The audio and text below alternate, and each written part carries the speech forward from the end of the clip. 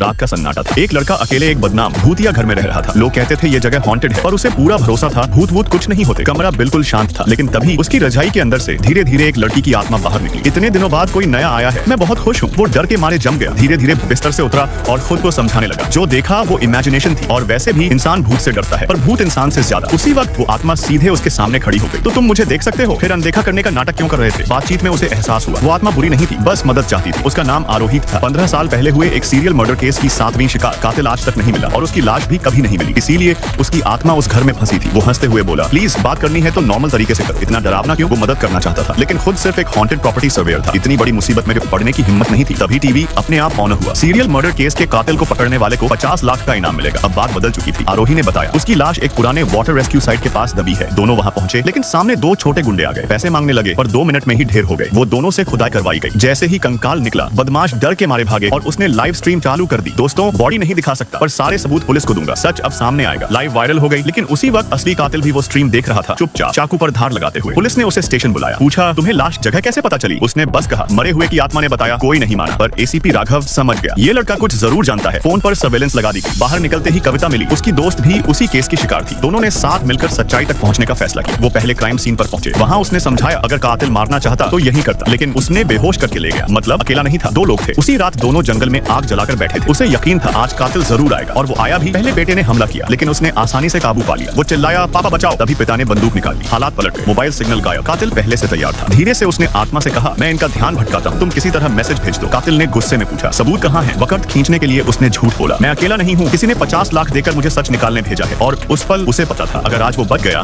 तो इस बार डर नहीं, सच जीतेगा। अगर कहानी पसंद आई हो तो लाइक करो, सब्सक्राइब करो, अगला पार्ट जल्दी आएगा।